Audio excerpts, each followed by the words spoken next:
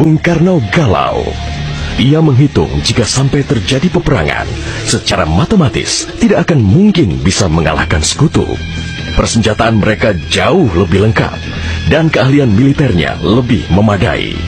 Atas saran Jenderal Besar Sudirman, Bung Karno diminta mengirim utusan khusus kepada Roisul Akbar Nahdlatul Ulama, Hadratus Syekh Kiai Haji Hashim Asy'ari di Pondok Pesantren Tebu Ireng, Jombang.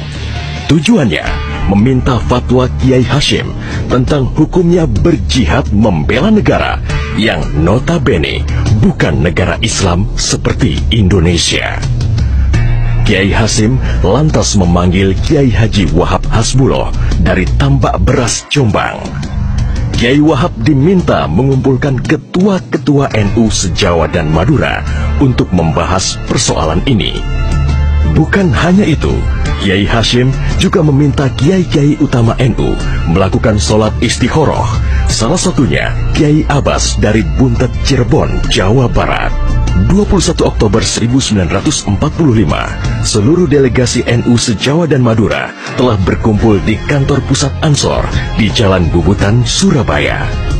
Kiai Hashim memimpin langsung pertemuan tersebut dan kemudian dilanjutkan oleh Kiai Wahab. Setelah melalui diskusi yang cukup panjang dan mendengarkan hasil istikharah para kiai utama NU, esok siangnya, tanggal 22 Oktober 1945, pertemuan menghasilkan 3 rumusan penting yang kemudian dikenal dengan istilah Resolusi Jihad NU. Pertama, setiap muslim, tua, muda, dan miskin sekalipun, wajib memerangi orang kafir yang merintangi kemerdekaan Indonesia.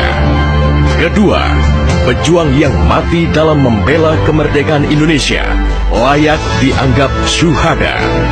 Ketiga, warga yang memihak kepada Belanda dianggap memecah belah persatuan dan oleh karena itu harus dihukum mati.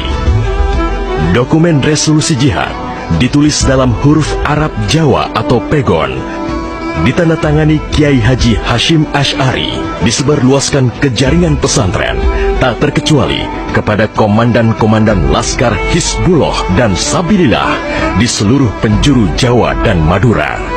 Dokumen resolusi jihad juga dimuat di sejumlah media massa pergerakan masa itu. Hanya berselang 3 hari pasca resolusi jihad dicetuskan, 6.000 tentara sekutu mendarat di Pelabuhan Tanjung Perak, Surabaya dengan persenjataan lengkap.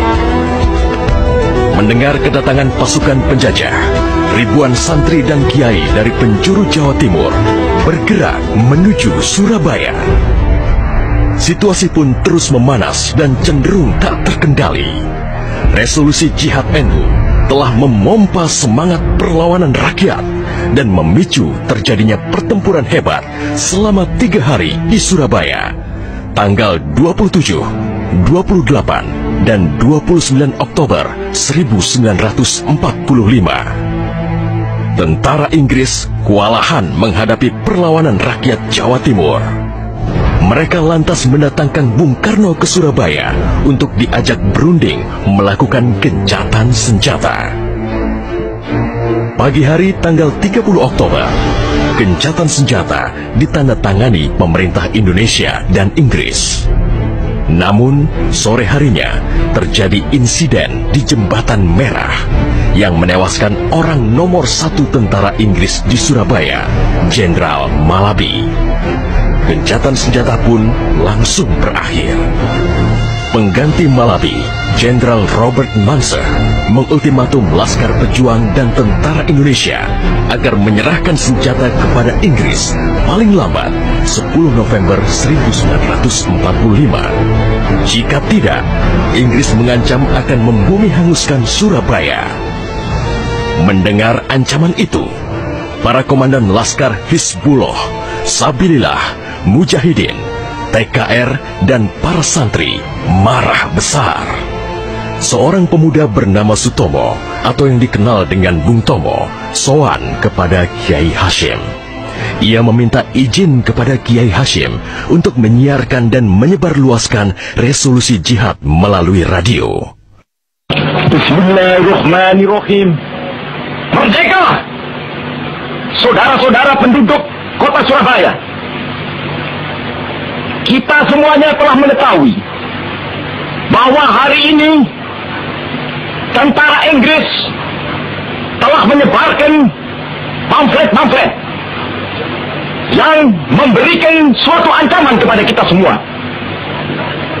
Kita diwajibkan untuk dalam waktu yang mereka tentukan menyerahkan senjata-senjata yang telah kita rebut dari tangannya tentara Jepang. Tetapi inilah jabatan kita. Selama banteng-banteng Indonesia masih mempunyai darah merah yang dapat membikin secantik kain putih, merah dan putih, maka selama itu tidak akan kita mau menyerah kepada siapapun juga. Allahu Akbar, Allahu Akbar, Allahu Akbar. Merdeka! Pertempuran 10 November membuat malu tentara Inggris. Target mereka menguasai Surabaya dalam waktu 3 hari tak terbukti. Bahkan di hari yang kedua, Inggris kehilangan Jenderal Robert Munser. Artinya, dalam 1 bulan menghadapi arek-arek Surabaya, mereka sudah kehilangan 2 jenderal terbaiknya.